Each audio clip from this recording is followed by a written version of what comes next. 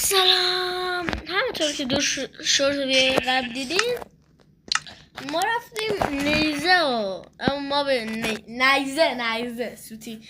خب نیزه رو تست کردیم. حالا میخوایم شرم جدید ماینکرافت و همین چیز جدید ماینکرافت و اینو تست کنیم و همچنین مجسمه تست کنیم و محشر کاپرگالم کجایی لالالای. خب یه چست کاپری هم براش بیارم. انواع چست ها اینجا دیگه. آره دیگه. خب هم خب اینم از کاپرگالم. اول ما به اونو تست میکنیم. آقای کاپرگالم بیا، من میخوام نصف تخم خودتو برداری بعد نصفشو بذاری اینجا.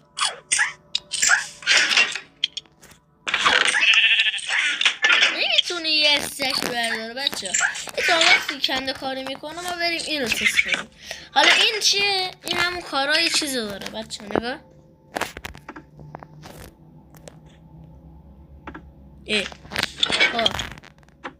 بیا سه اسلات از اینونتوریمون رو خالی بذاریم. حالا نگاه نشد. نه حالا بعدم بهتون چازه میدم.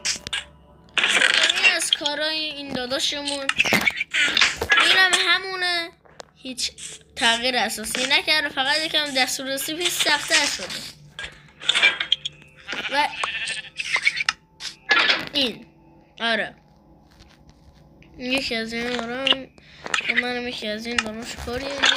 خب یک لیور بر میدارم، یکی هم از اینا بر میدارم. اینجا اینجا ای بابا. خب همینجا آره میذارم اینجا. در اینجا بذارم چیز کنم. یکی اینجا یکی هم اینجا. یا آقا بابا ای بابا حالا داره شورت ویدیو طولانی میشه. کمک رابرت، من این کمک رو دوست ندارم. شبیه کمک های معمولی نیست.